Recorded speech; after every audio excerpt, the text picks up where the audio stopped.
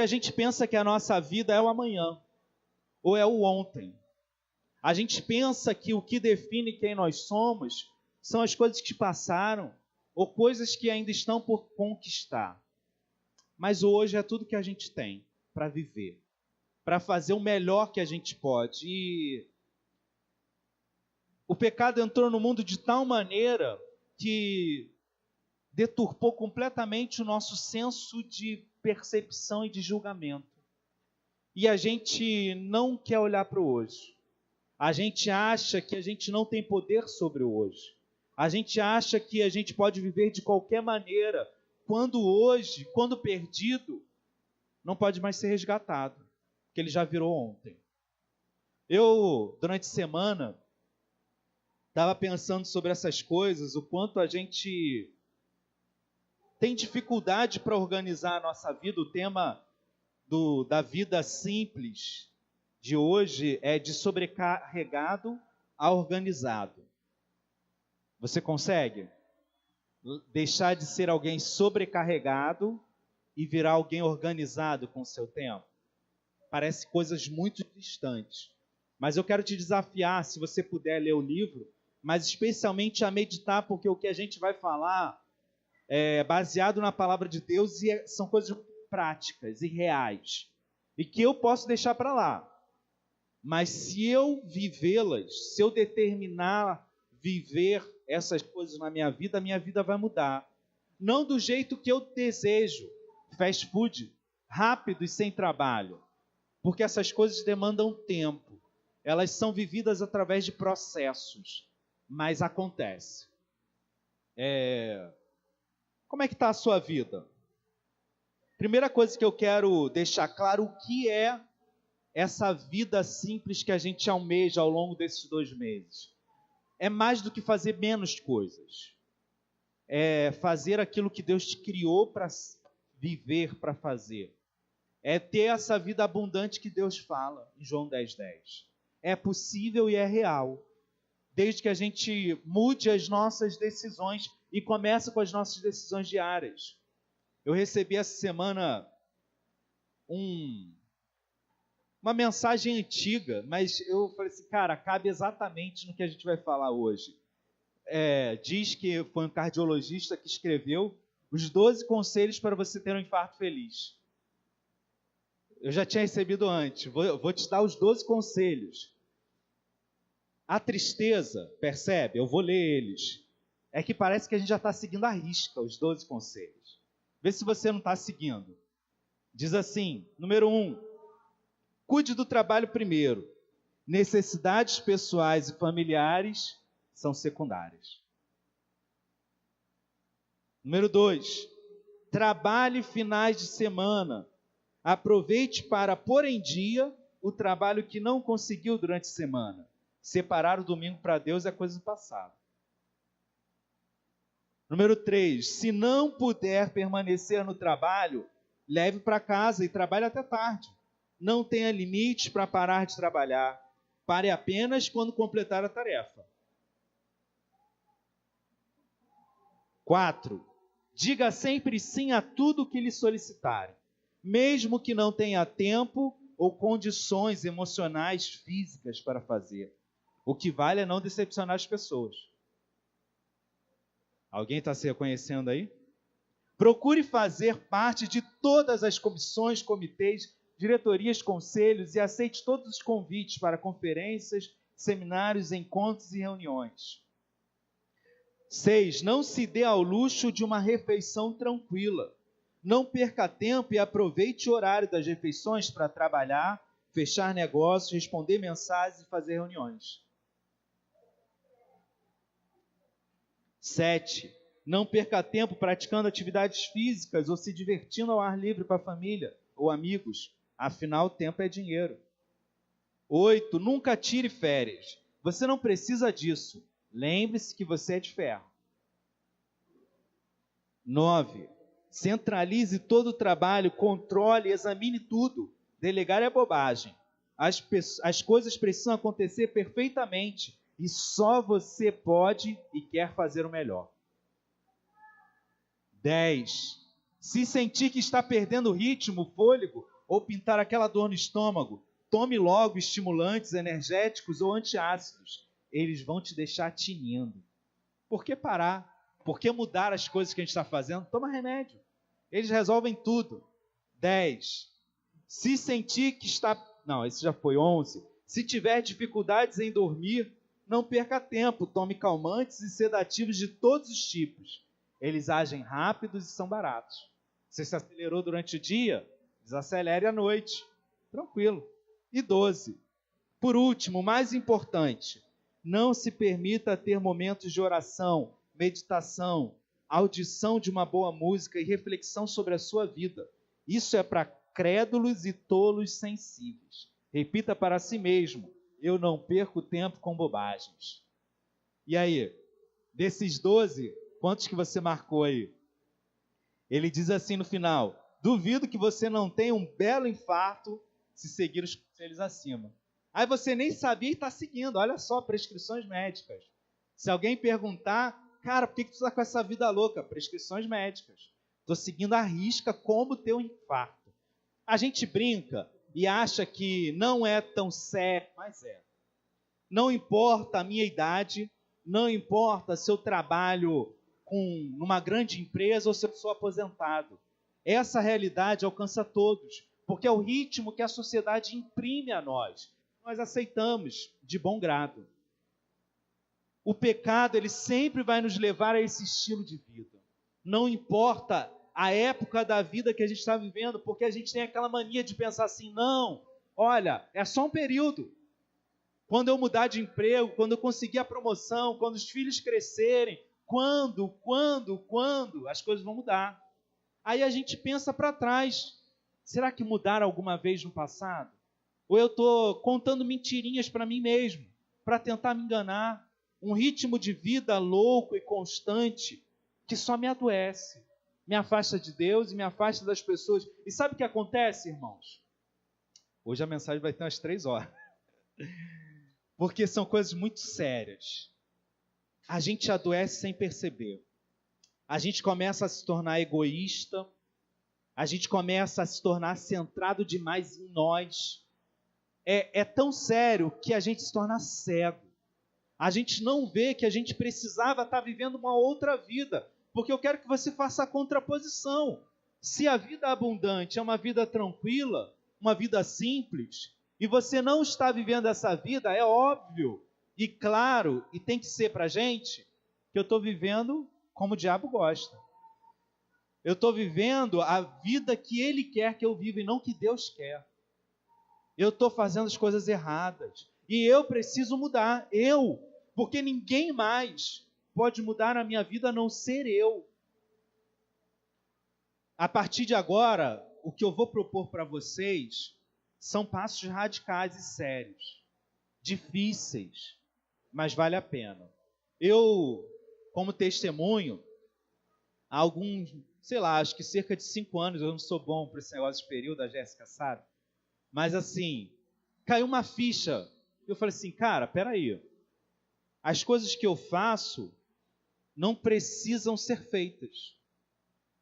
Porque eu justificava a minha bagunça, a minha confusão, a minha falta de meta, de direção, a minha desorganização, com a frase: eu sou assim, esse é o meu jeito, eu dou conta, eu consigo lidar com essas coisas. Quando acende aquela luz e fala assim: cara, é mentira, você não é assim, a sua vida não precisa ser desse jeito, e você pode tomar decisões para mudar, para remir o tempo, para fazer diferente. As coisas começaram a mudar na minha vida. Não foi do dia para a noite, eu ainda estou mudando coisas, mas eu já sou diferente de quem eu era 5 anos atrás, e radicalmente. E isso não diz respeito só a mim, diz respeito a minha esposa, aos meus filhos, à minha família. Ainda tem muito para mudar, mas eu preciso entrar nessa estrada, nesse caminho.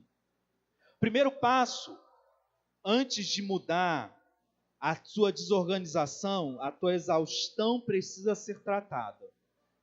E eu quero pensar com você que, se você está exausto, você precisa trazer energia para a sua vida. E não é com remédio. Não é com exageros de diversão. Com uma série de temporadas que você vira à madrugada e quando o sol está entrando pela janela. Porque isso te deixa mais cansado. Isso te suga mais ainda. E aí eu quero pensar nessa caminhada que o primeiro passo para uma vida simples é perceber onde eu estou. É saber em que estado espiritual, emocional e físico eu estou. Então, faça essa pergunta para você. Você sabe emocionalmente como você está? Você sabe os indícios que dizem que você está no teu limite? O que eu percebi é que a gente, via de regra, anda esgotado e muito próximo do nosso limite. Lá em casa a gente já sabe, quando as respostas começam a ser mais atravessadas, quando eu começo a ser mais grosseiro, eu sei que eu estou no meu limite. Eu sei que eu estou começando a me esgotar. E eu preciso agir nisso. Porque eu não posso simplesmente caminhar jogando lixo para todo lado. É mais do que trabalhar a minha relação com a minha esposa e com os meus filhos. Tem a ver comigo. Eu preciso me tratar.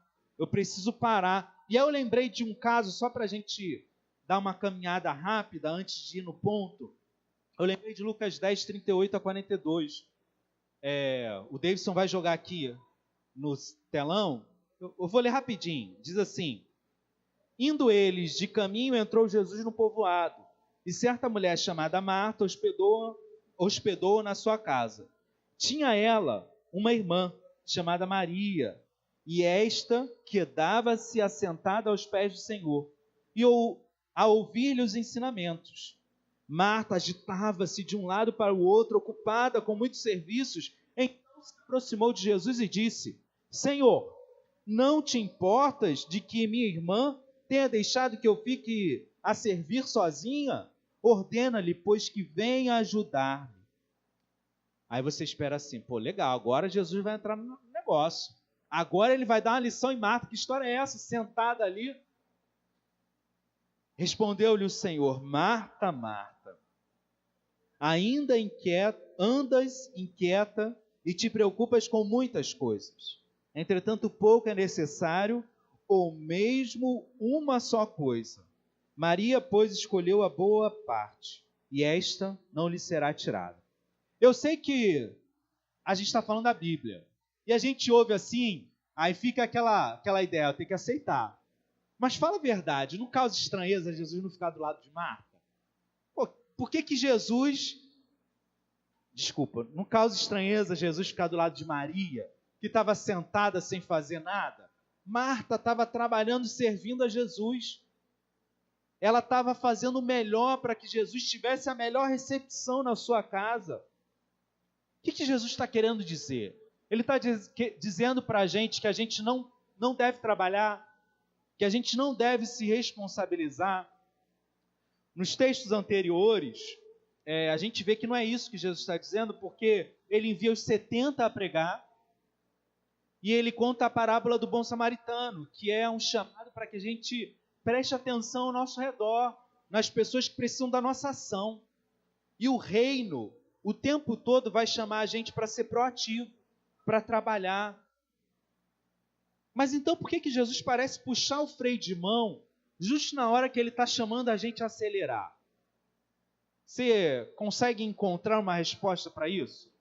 Por que depois de Jesus enviar os 70 nas cidades vizinhas, falar do bom samaritano, falar o quanto a gente tem que se engajar, ele fala, opa, tem que puxar o freio de mão agora?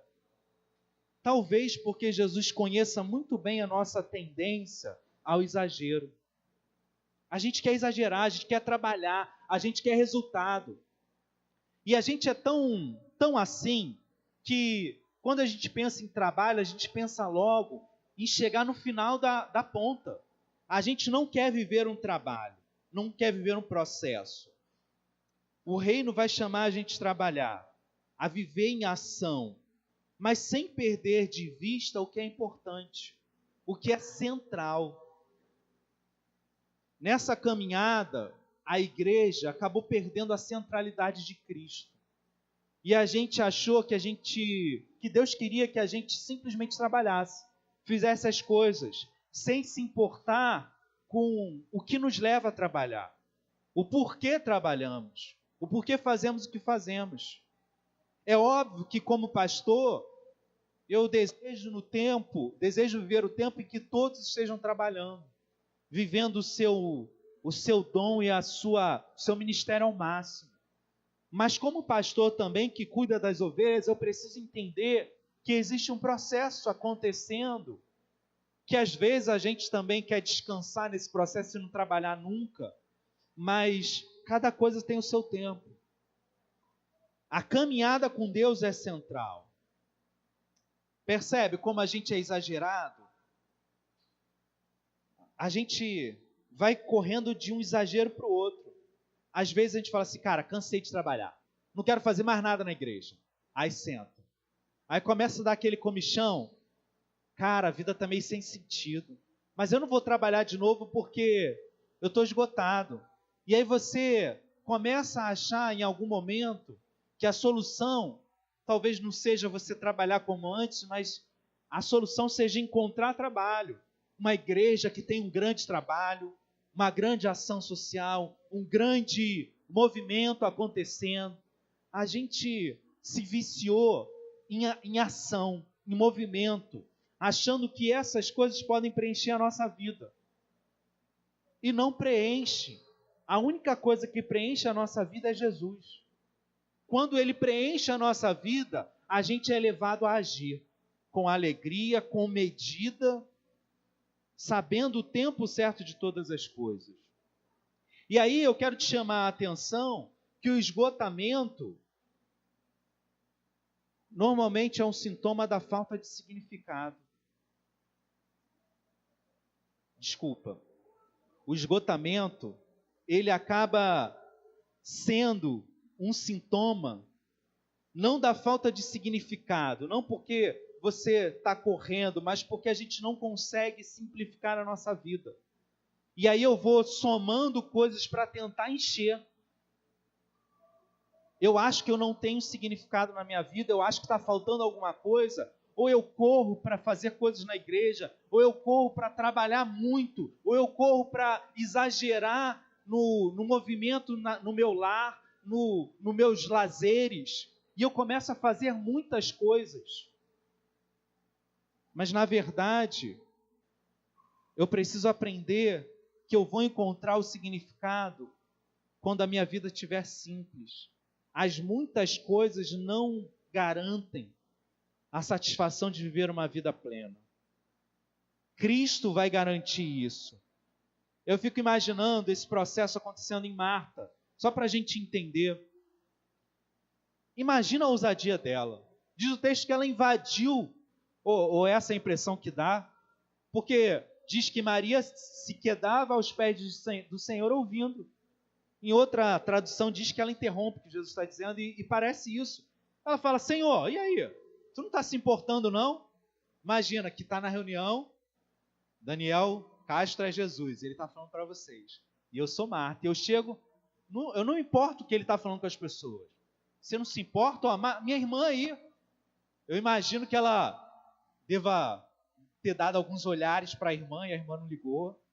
Deve ter tentado chamar, e a irmã nem aí. Porque é um processo, que a raiva vai crescendo, né? Aí faz barulho para ver se ela se toca, reclama alto para ver se ela se dá conta e nada. E aí Marta explode, fala assim, Senhor, chegou, não dá mais. Eu estou trabalhando, feito uma condenada e minha irmã aí sentada.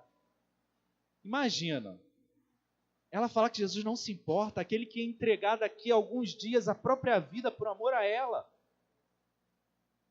Eu quero que você veja isso. Quando a gente está esgotado, a gente se torna feio dessa maneira. Porque o pecado nos torna deformado. A gente não é quem a gente é de fato. A gente se torna feio. A gente começa a falar coisas que não deveriam. A gente sente coisas que não deveria sentir. Mas Jesus, como bom mestre, como bom Deus, Ele é carinhoso e fala, Marta, Marta, você está inquieta com muitas coisas. Como quem diz, olha Marta, você está tornando a minha visita mais complicada do que eu queria que fosse. Jesus, diz o texto, que vai passar um tempo com pessoas que ele considera amigos. O que ele quer é estar com seus amigos. Se ele quisesse comida, ele multiplicaria. Se ele quisesse conforto, ele poderia providenciar. E Marta se enche de razão. Minha irmã não se importa, só eu que me importo com Jesus. Só eu que estou aqui para trabalhar, para fazer alguma coisa. As pessoas não querem nada. A gente às vezes pensa assim, né? Fala isso das pessoas. Só eu sou o único que sobrou. Eu sou o único que faz. A gente é como Marta e reclama. E Jesus quer que a gente passe tempo com Ele. Ele não quer que as coisas se tornem complicadas demais. Ele não quer que Marta troque o tempo de estar com Ele por trabalho, ainda que o trabalho seja para Ele. Porque primeiro, o trabalho tem que ser fruto desse tempo. Pensa um pouquinho. Marta estava ficando esgotada porque ela viu a situação de maneira errada. Ela achou que o trabalho seria a solução. Imagina Jesus chegando com aquele bando, faminto, sujo, fazendo bagunça, e ela tentando manter as coisas em ordem. Ela tentando manter a casa ainda arrumada, limpando, arrumando, consertando. E Jesus fala, relaxa, deixa para lá. Aí às vezes a gente não consegue deixar para lá. Às vezes a gente fica tão mal, e isso esgota a gente. Quando a gente cria uma missão que não é nossa. Quando a gente faz coisas que a gente não deveria estar fazendo. Quando a gente leva a sério demais coisas que não são importantes. Ouve isso. O nosso coração anseia por um antídoto contra a impulsividade e hiperatividade presente na nossa vida. A gente quer resolver isso. Esse antídoto não é colocar tudo em ordem na cozinha ou no escritório, mas é deixar as coisas de lado, às vezes inacabadas, para sentar-se e ter uma conversa tranquila com Jesus. Você tem coragem? Deixar as coisas por fazer? Foi o que Maria fez. E Jesus a elogiou. Sabe por quê? Porque as coisas não têm fim. Aí está a armadilha. A gente acha que a gente vai acabar hoje. Mas amanhã tem mais, e depois mais, e mais. A gente fala, não, é só agora. A solução para a correria da nossa vida não é terminar o trabalho. É deixar as coisas de lado. Não como alguém irresponsável. Pelo contrário, alguém que é responsável por si mesmo. Que sabe dos seus limites e sabe o que é importante para si. Sabe quem é importante para si. E sabe que existe tempo. Irmãos,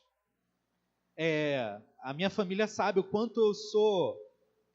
Eu não sei se eu sou um bom ou ruim empregador, você sempre se acha muito bom, né? Mas o quanto isso para mim, eu passo a semana trabalhando sermão. Semana lendo, relendo, buscando, lendo livros, lendo a Bíblia, indo no original. Esse tempo aqui de 40 minutos me custou sei lá quantas horas ao longo da semana. E me consome muito da minha semana. Antes, eu virava noites. Eu falava, eu tenho que terminar. Quando eu deu aquela luz lá atrás, eu falei, não. Eu tenho, pensando que o dia tem 3 períodos, eu não bato ponto, então eu tenho que trabalhar 2. Um tem que estar livre. Se eu trabalhei amanhã e à tarde, eu não posso trabalhar à noite. Não importa quanto trabalho eu tenha. Eu preciso parar. Você não sabe o quanto não fez falta esse trabalho. É óbvio, irmãos, que em alguma medida eu tive que cortar coisas. E a igreja, quem está aí há muito tempo, viveu esse processo de simplificação da igreja. A gente tinha milhares de reuniões. O processo que eu tinha para um domingo era 2. Eram 2 sermões. Era um culto de estudo durante a semana. E aí você fala assim, cara, ter tudo é muito bom. Mas o que é essencial? O que vai ser mais prático? Reunir todo mundo num horário só? Ou ter a comodidade de ter 2 horários e eu ter que me dividir para tentar, porque você não consegue fazer 2 boas mensagens? Você fala, não, eu não consigo. Só que a gente não quer dizer que não consegue. A gente quer acelerar e ir mais. Quando eu falei, eu não consigo, você causa indisposição. A vida simples é você se chocar com a expectativa que as pessoas têm de você. Mas é cumprir o que Deus tem para você também. Então é muito sério. Por isso que eu falei, essas coisas que eu estou dizendo podem mudar a sua vida. Se você agora se concentrar nisso e tomar as decisões certas. O que uma conversa tranquila poderia fazer com a sua vida agora? Sentar aos pés de Jesus como Maria fez. O que mudaria na sua vida se isso fosse de fato uma prioridade para você? Se você parasse de correr tanto e dissesse não, os meus trabalhos têm que ter limites. Não existe essa ilusão de que eu vou trabalhar mais um ano e depois...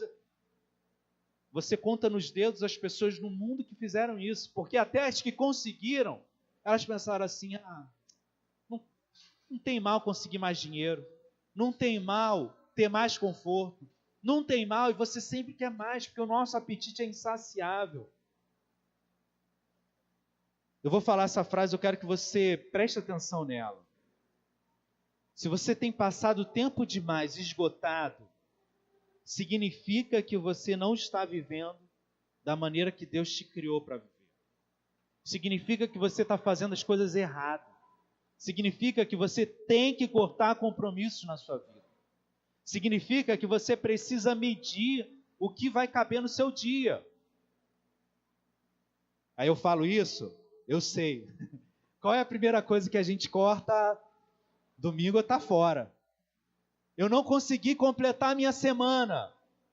Não vou domingo, porque tem tanta coisa para fazer, eu tenho que arrumar a casa. Irmãos, o que eu mais ouço, talvez seja uma das coisas que eu mais ouço como pastor. Pastor, não deu para vir domingo, porque eu tive que arrumar a casa. Eu tive que terminar um trabalho.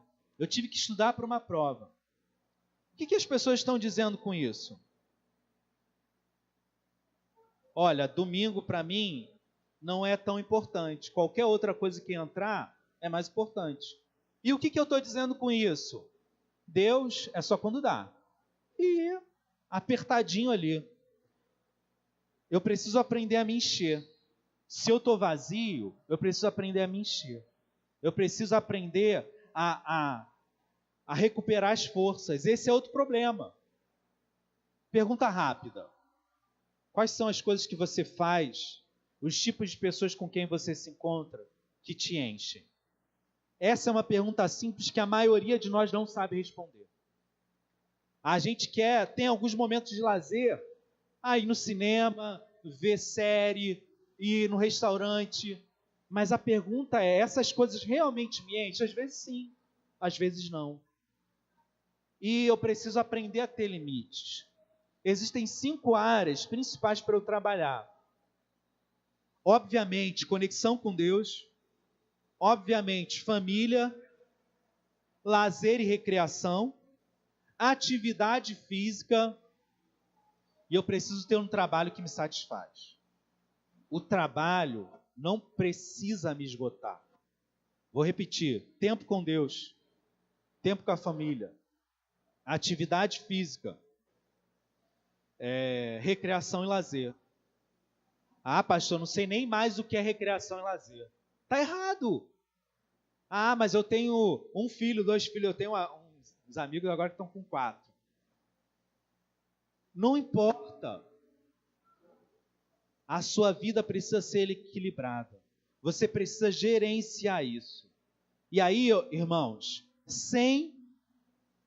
preste atenção, a sua agenda, como você distribui o seu dia, se ela estiver fora do controle, ela impede de você ter uma vida simples. Essa é o primeiro passo. Então, se você está esgotado, se você está desorganizado, sobrecarregado, você precisa olhar a sua agenda. Pastor, nem tenho agenda. Tem. Você pode não saber, mas você tem a distribuição dos seus dias. Se ela estiver embolada, desorganizada, exagerada, você jamais vai ter a vida simples. E, sem uma intervenção consciente, esse padrão de excesso de compromisso garante que as prioridades mais importantes fiquem sempre em segundo plano diante das urgências alheias. A vida vai ensinar o contrário. A Bíblia vai ensinar o contrário. Então, para a gente fechar o nosso assunto naquilo que é o centro do que a gente quer falar, Efésios 5, 5, de 15 a 17, vai dizer que a gente precisa remir o tempo. Vede prudentemente como andais, não como nécios, e sim como sábios. O que faz de você alguém sábio? A Bíblia vai dizer, alguém que consegue remir o tempo porque os dias são maus. Por esta razão, não se tornem insensatos, mas procurem compreender qual a vontade de Deus. Resumindo, irmãos, o pecado vai fazer com que os dias sejam maus. Você já parou para pensar nessa expressão? Os dias são maus. Se você só deixar os dias passarem, o mal vai penetrar, ele vai contaminar, ele vai te levar a se afastar de Deus através das coisas que você faz. E você precisa ter uma ação consciente de mudar isso. Você precisa ter uma ação direta de organizar. E por incrível que pareça, você parar para pensar na sua semana e escrever compromissos ao longo dos seus dias, talvez seja uma das ações mais sagradas que você possa ter. Eu estava conversando com os pais mais cedo, por exemplo, falando do exercício dos pais. Olha só que esquisito, mas que comum. A gente tem a tendência a investir tempo na educação dos nossos filhos. Melhor escola, estudar para a prova e correr atrás de cursinho. A gente investe na saúde deles. Melhor alimentação, horário de dormir, pensar no tempo que eles vão estar descansando, brincando, correndo, atividade física. Mas eu me arrisco a chutar que para minoria de nós, a questão espiritual é um investimento sério, com compromissos diários, na mesma medida de importância. Você lê a Bíblia com seu filho? Você ora junto com ele? O que você está dizendo com a sua agenda quando essas coisas acontecem? Olha, eu quero que o meu filho tenha sucesso, eu quero que ele tenha saúde, mas não me importo que tipo de cristão ele vai ser. E aí, eu orei muito, irmãos, para que agora, que nesses momentos, uma luz se acenda sobre a sua vida. Você entenda isso. Como você organiza a sua semana tem menos a ver com os compromissos que você tem a cumprir e mais a ver com a pessoa que você quer se tornar. Eu vou repetir. Como você vive a sua semana tem menos a ver com os compromissos que você tem a cumprir e mais a ver com a pessoa que você quer se tornar. Porque quando você olha para a sua semana, você está fazendo um desenho. Ou você está remindo o tempo como sábio que você é, ou você está sendo um tolo, investindo em coisas que são vento, que são vaidade, que são importantes e devem estar, mas não em primeiro lugar. E você está trocando a ordem das coisas. Aí você pensa assim, pastor, legal, isso é importante para quem é pai, mas eu não sou mais pai. Mas isso tem a ver com a nossa vida. Pastor, o senhor veio falar isso para mim agora, eu já estou no final da minha carreira, eu já me aposentei. Eu até esqueci, mas essa foi uma informação que me chocou muito, que o Roberto Marinho criou as organizações Globo, acho que quando ele tinha 60 anos, acho que é mais ou menos isso. Eu falei assim, caraca, é isso? Alguém sabe? Mais ou menos por aí. Mas eu sei que ele já estava na idade que a gente pensa assim, já fiz tudo que eu deveria fazer. E você pode odiar a Globo, mas você não pode dizer que ela é uma empresa qualquer. Enfim, não importa qual a sua idade, qual a sua carreira, o que você fez até aqui. O que eu estou dizendo, que Deus está dizendo para a gente você pode ser qualquer pessoa e fazer qualquer mudança na sua vida, desde que você determine isso na sua agenda. desde que você estabeleça na sua agenda compromissos sérios. Eu tinha muita coisa para falar, tá, gente? Isso já é o resumo. Se você quer realmente trabalhar nisso, leia o sermão. O sermão fica disponível na página da igreja, ouça ele de novo. E eu estou fazendo até alguns áudios para a gente poder transformar isso em algo bem prático. De sobrecarregado a organizado. Como é que eu pego tudo isso que a gente ouviu até agora e transformo em algo prático para eu sair daqui e fazer algo? Primeira coisa, você não pode estar esgotado. Comece a perceber o teu estado e comece a tomar decisões a respeito disso. Eu faço uma pergunta para você. Como você gastaria o seu tempo se de fato Deus estivesse no comando da sua agenda?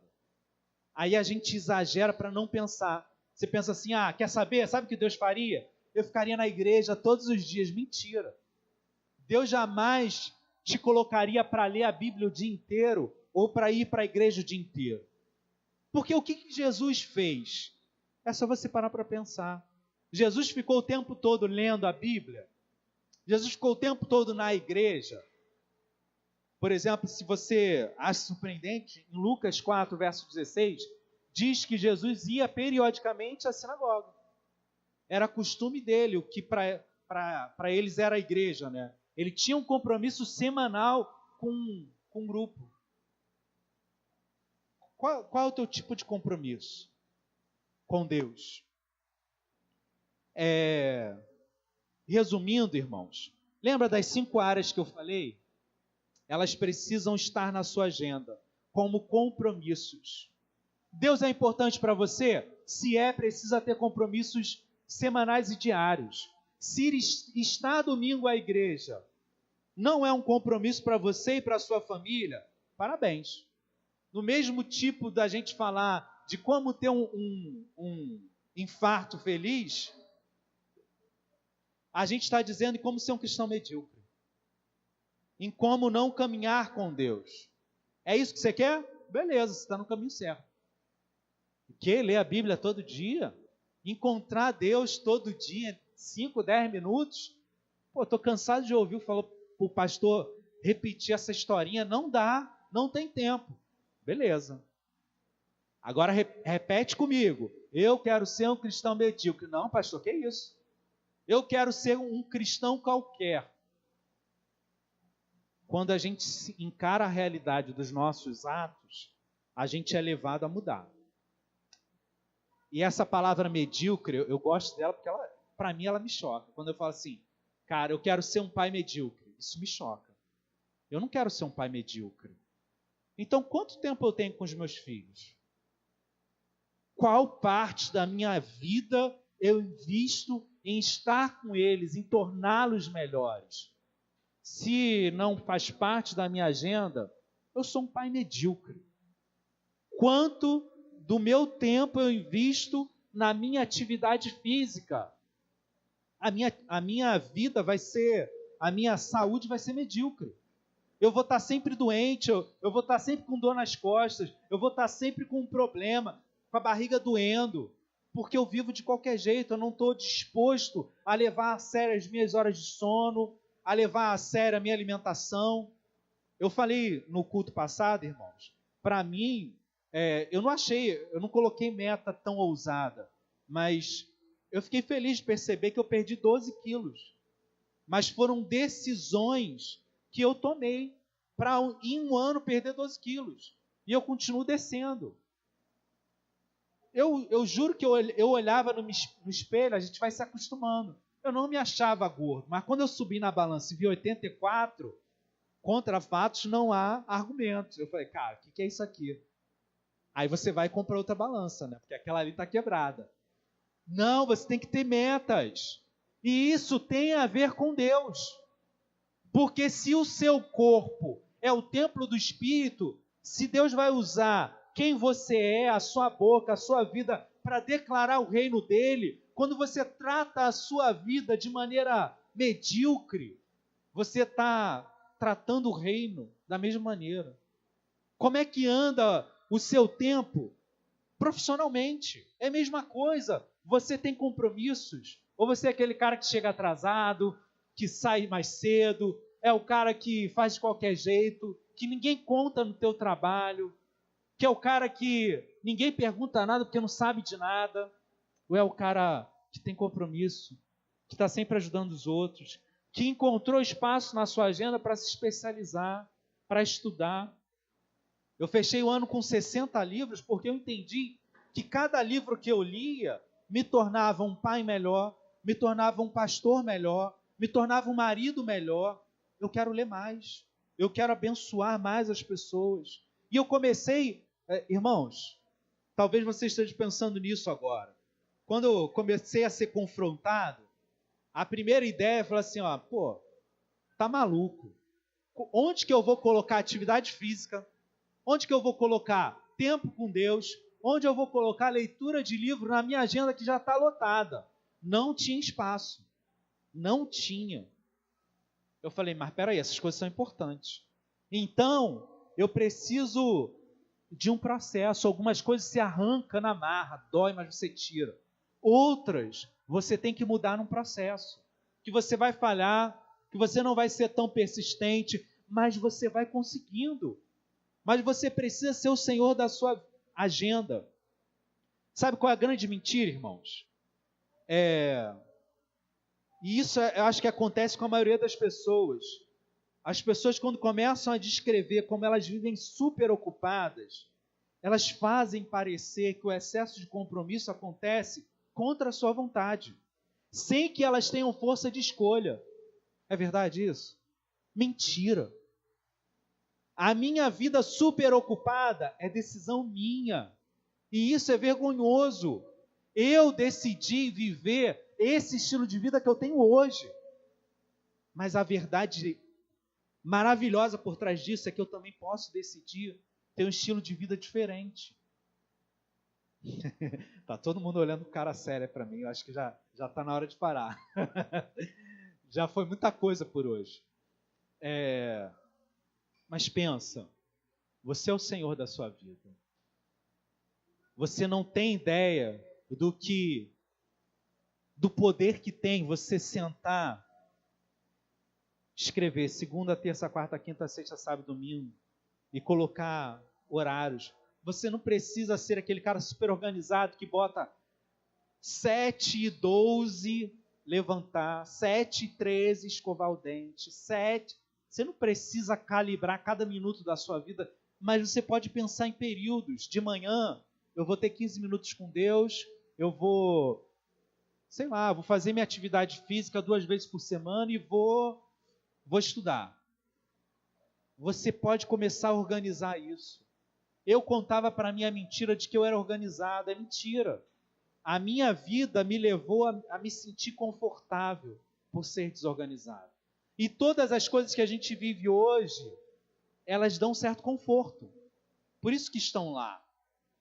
Talvez você esteja esgotado, mas quando você pensa em mudar, em enfrentar as pessoas, em desagradar, em ter que ter horário, em ser mais regrado, em ser mais firme, você fala assim, cara, não dá não.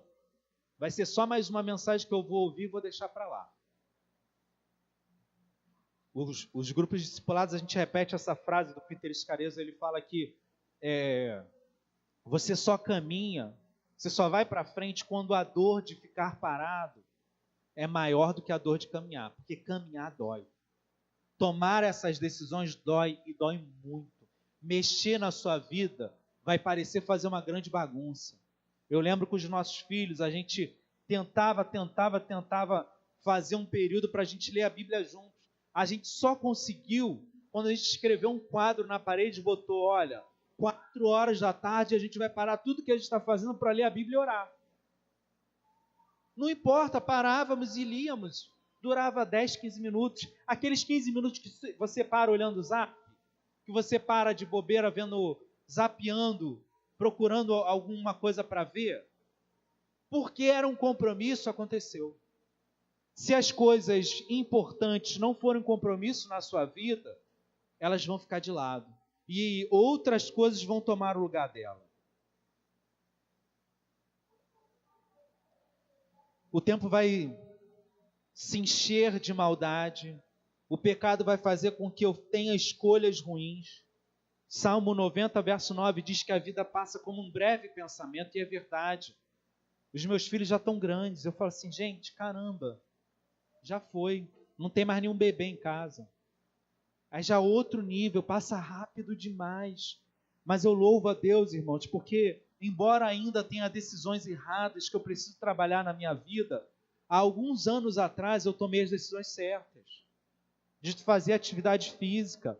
Gente, eu não lembro mais da última vez que eu tenho dor nas costas. A Jéssica sabe como era, toda hora eu travava. Imagina, eu estou andando assim, ó, igual velho, era toda hora. Excesso de peso, e tudo isso te traz dor de cabeça, era toda hora dor de cabeça, era toda hora apagando incêndio. Teve coisas que eu tive que desagradar pessoas, ao ponto de pessoas não falarem mais comigo, de algumas pessoas até saírem da igreja. Mas eu sei o que Deus me chamou para fazer.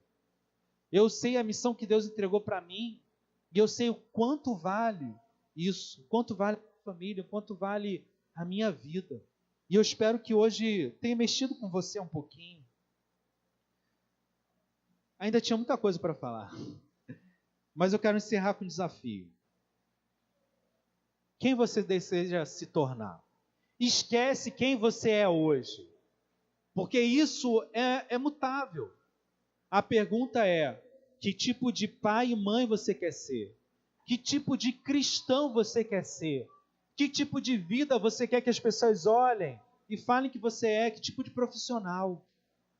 Então você precisa pensar, e eu acho que essa é a última coisa, irmãos.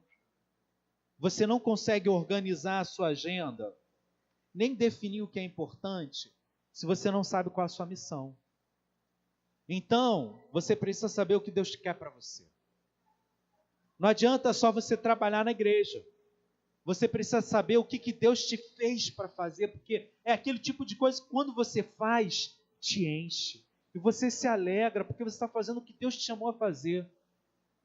Então o desafio ao longo dessa semana, irmãos, é você pensar nessas coisas. Responder essas perguntas. Quem Deus te chamou para ser? E aí você vai organizar a sua agenda e mudar coisas. Eu vou te dar uma dica.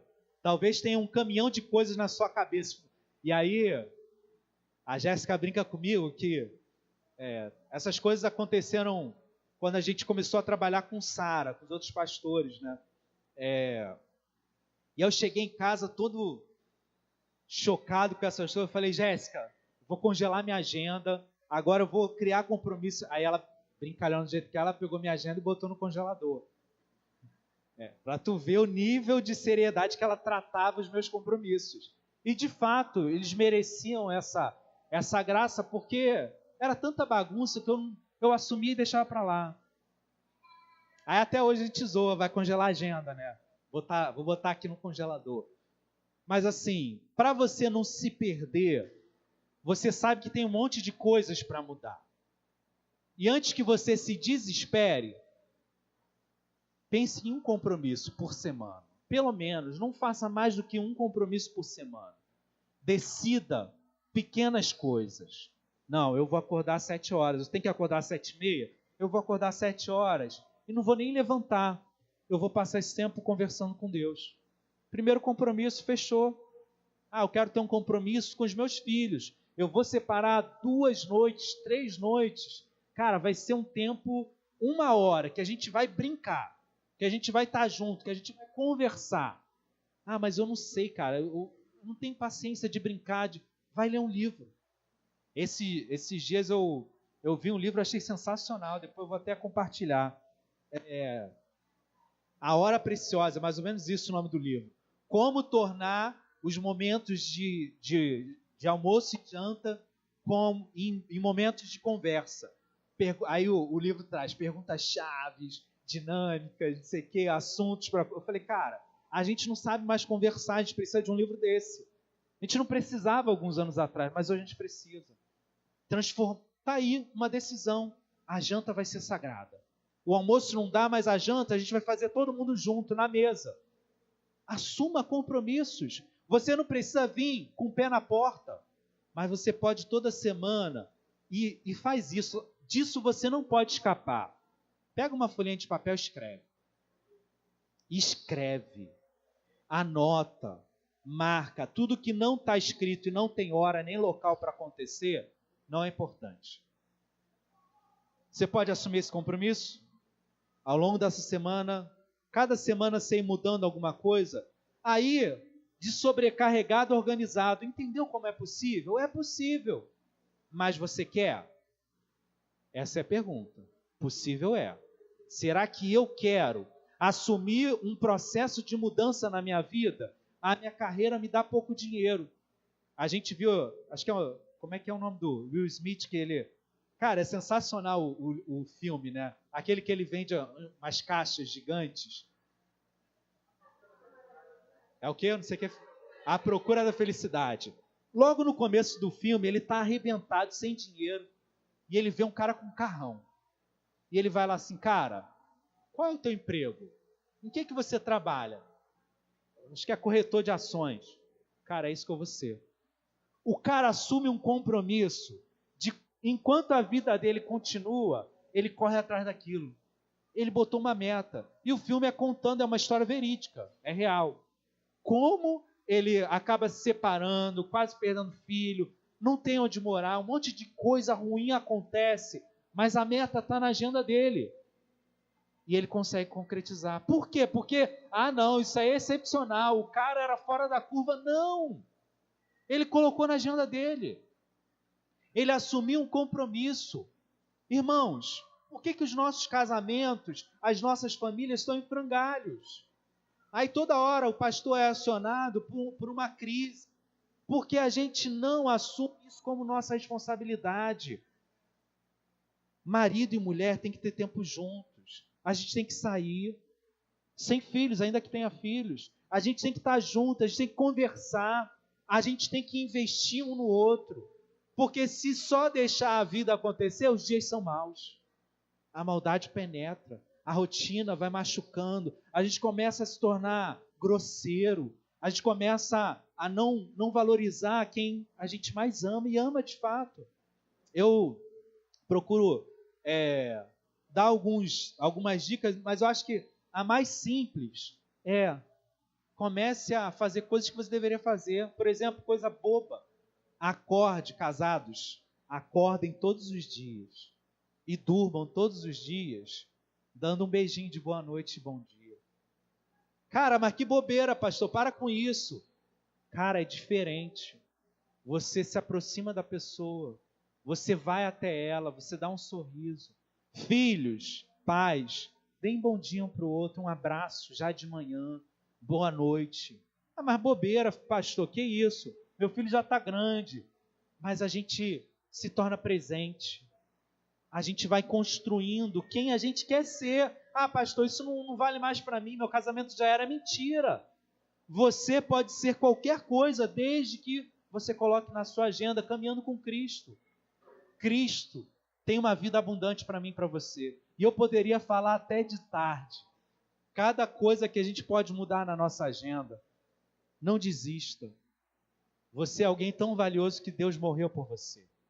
O seu casamento é tão valioso que Deus se importa. A sua família é valiosa. O seu pai, a sua mãe, os seus filhos são valiosos. Invista tempo naquilo que é valioso.